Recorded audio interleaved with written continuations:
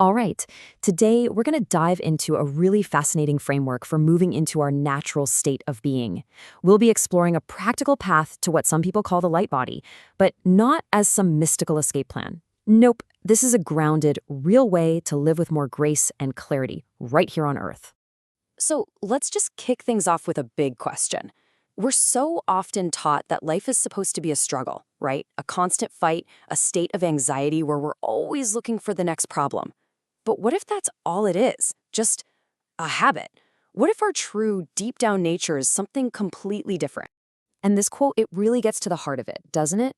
The core idea here is that underneath all the noise and stress of modern life, our factory default setting is actually coherence. It's inner peace. So the journey we're talking about isn't about building something new. It's more about uncovering what's been there all along. Okay, so let's talk about this term light body. It can come with a lot of mystical baggage, right? It can sound super abstract, maybe even a little bit out there. But for our purposes today, we're going to set aside all that mystery and focus on a clear, practical pathway, a framework that you can actually use in your day-to-day life. And yeah, people have all sorts of ways of talking about this concept. You hear about DNA awakenings, secret geometry, becoming this being of light. Look, we're not here to debate any of that. We're just using it as a backdrop to introduce a really simple 5-part structure that makes this whole process feel tangible and real. And this is our roadmap, these 5 movements: coherence, heart wisdom, purification, reception, and service. Now, it's best to think of these not as a rigid step-by-step ladder, but more like a spiral. Each one flows into the next and deepens the one before it. Let's see how it all comes together, starting with the absolute bedrock. All right, let's jump into the first movement, coherence. Our source material really emphasizes that so many of us try to chase these big spiritual experiences without first creating a stable inner environment. Stability is the launch pad for everything else. And here's the best part. This state of inner peace, it's totally trainable. So what in the world is coherence, really? Well, it's simply that state where everything inside you is finally on the same page. Your heart, your mind, your breath, your body, they're all humming along together instead of fighting each other. It's the complete opposite of that feeling we all know so well, being scattered, pulled in a million different directions at once. This chart just lays it out so perfectly, doesn't it? I mean, we live in incoherence sometimes, right? That's stress, that's anxiety, that's just chaos. It makes us reactive. But coherence, that's a whole different ballgame. That's peace, alignment, and clarity. It allows you to be responsive to life instead of just constantly reacting. And while this next idea is so powerful, the point of coherence isn't to build a fortress to fight off fear and negativity. The idea is to build an inner foundation that's so stable, so tuned into peace, that fear just kind of loses its power. You create a field where you can feel compassion and see the world's problems without getting totally sucked in by them. So once you start building that foundation of coherence, the next movement just naturally starts to happen.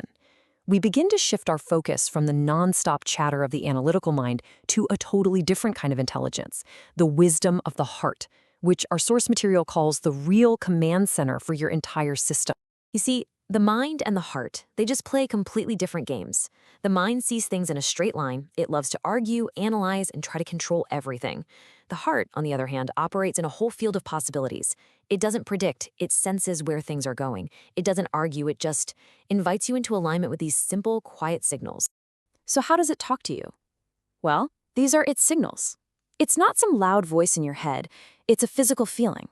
You might feel a sense of expansion in your chest or a little contraction. You might feel a warmth or maybe a tightness. It's that feeling of ease that's like a subtle yes, or that quiet resistance that's a gentle not yet. It's incredibly practical.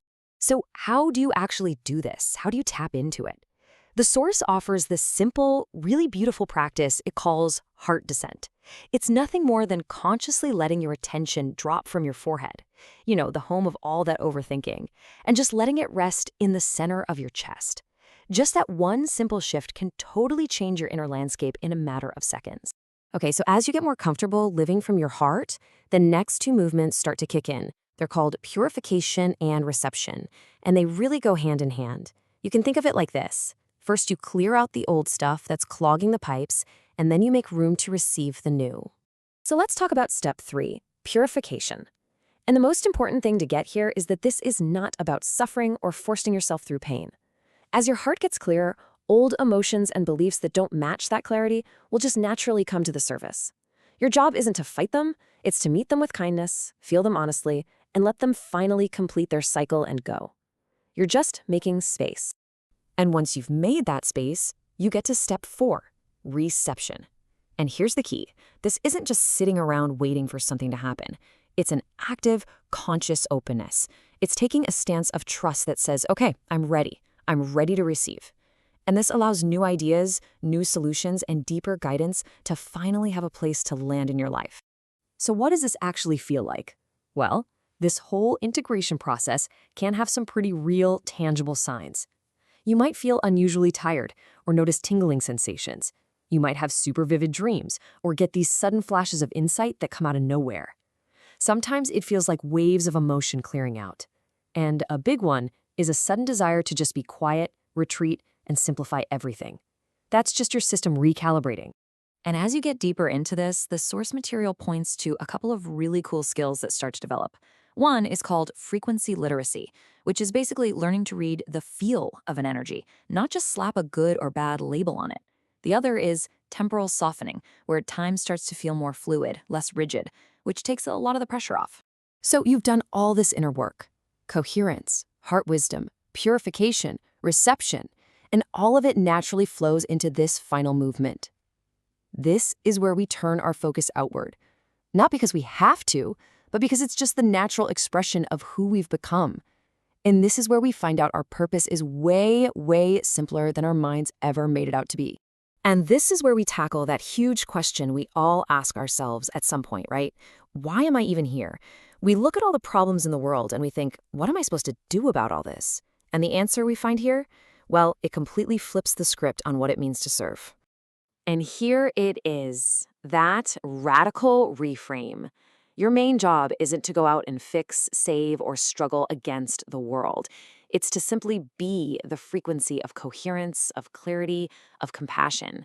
By holding that state, you become like a tuning fork, a stabilizing presence that actually makes it possible for new, healthier systems and solutions to emerge. Your being is your service. Your presence is your purpose. I just love this quote because it sums up the entire point so perfectly. This whole journey isn't about checking out or escaping your life. It's about checking in more deeply. It's a way to be more human, more graceful, more powerful, and more compassionate right here in this life right now.